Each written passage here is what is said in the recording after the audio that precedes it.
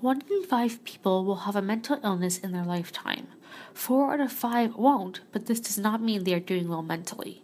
It helps to put a face to the numbers.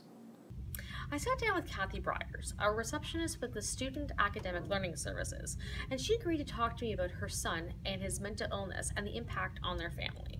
Really started coming out when he was about 5 years old. That's when we really started to notice things, when he started school. So now what, as far as like you said, the pregnancy was different. So what about a 5-year-old? Because I mean, 5-year-olds are usually energetic anyways.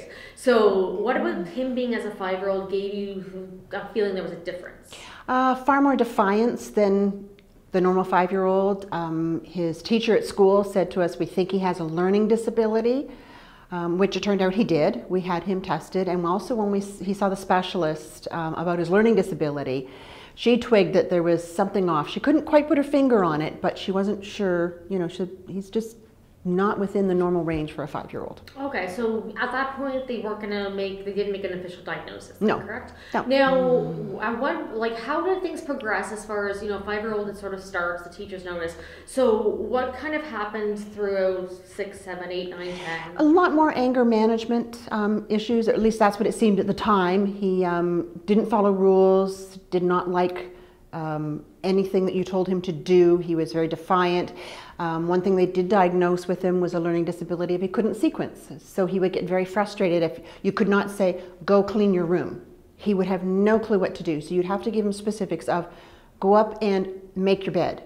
And then he would say, okay, I'm done making my bed. Then you would say, okay, now I want you to pick up all the books off the floor and put them on the bookcase. And you had to do that with everything in his life. If you just gave him general instructions, he couldn't do it. You had to be specific. When he was 10, he attempted suicide as a 10-year-old. At that point, he'd been going to his regular family doctor. The doctor said, get him down to Sick Kids. So we took him down to Sick Kids Hospital. I drove. My husband literally sat on him. It wasn't just a normal temper tantrum. It was, temper tantrums times 20 from what you would see in a normal person. When he got down there, they had him in a padded room. He spent 1 week on suicide watch down there before they finally, they didn't even diagnose. What they did is they had a panel of 5 different doctors who had been working with him, and they all said, it's just anger management.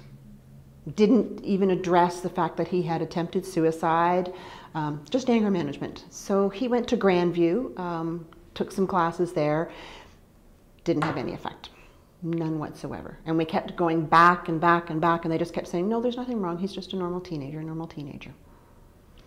When he was 16, he just turned 16, he attempted suicide again. We called 911. Police transported him to the hospital. They kept him overnight, and against our instructions, they released him and gave him a taxi chit to come home. So when I got home from work, he was there. I asked him, what's going on? He attempted in front of me by taking a full bottle of codeine, like straight liquid codeine.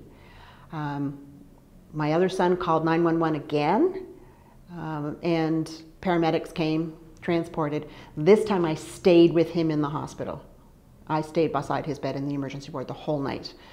They finally took him seriously, and they got him a bed down at, I think it's called Lakeshore now. At the time it was a different name. And he ended up spending 9 months there as an inpatient. According to the Center for Addiction and Mental Health, 70% of mental illness starts when you're a child. The problem facing children is that doctors do not want to label kids. So 9 months, did you visit him during that 9 months? Were you allowed to? The first week, no. When he's in crisis the first week, no, you're not permitted to visit them at all.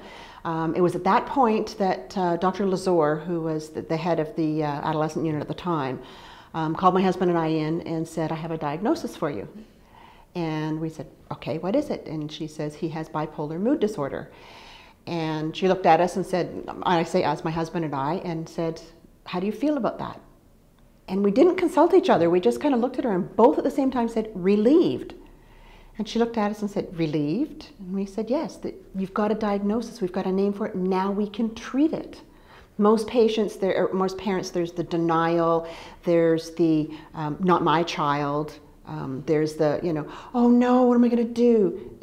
For us, it was a relief that after 10 years of seeking help, we finally found somebody who said, yes, this is what is wrong. We started family counseling. That was part of his program of care, was full family counseling. And is that I have 4 children, the entire family. And the wonderful thing I liked about the program they had is that they included the parents very much in their treatment plan. So the youth that were in the program, so they were in residence down there, so they had to stay in. They would have meetings. One day they had a pharmacologist come in and, explain how the drugs worked in their body, how it, would affect their mood. Now there wasn't just bipolar youth there. There were some that were schizophrenic. They were, all the different psychiatric disorders. But everything that the students saw, we got to have in the evening.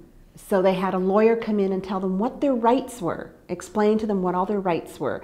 They had a medical doctor come in and talk to them. But everything that was presented to them during the day, the parents then had a workshop that evening covering the same material. So we were aware of, if my child says, I have the legal right to do this, then yeah, we know. Then on top of that, so we had, my husband and I had counseling alone. We had counseling alone with Conrad, our son, and then we had counseling as a family. All 6 of us had counseling. According to the Government of Canada website, a quarter of those diagnosed with a mood disorder do not seek help from a doctor. In 2013, about 3 million Canadians 18 years or older said they had a mood disorder. He was very angry with us for a long time that he was in there. And he, later said, thank you very much for doing that for me. I know how difficult it was for you, but it's the best thing you could have done for me. He's now a successful journeyman electrician. He's married.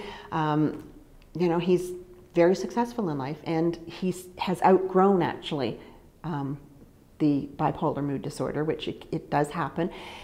But he's also learned coping techniques. Is that he had difficulties in school because he was having trouble sequencing. He's learned how to deal with that part of it and not get frustrated. He graduated from Durham College on the President's Honor Roll. He's highest in his class through all of his apprenticeship. So he's worked through it, and I really credit him having spent that time down at the hospital with the successful young man that he is today. So Good to Talk is a post-secondary student helpline. So it's a 24/7 number, available 7 days a week, 24 hours a day, every day of the year.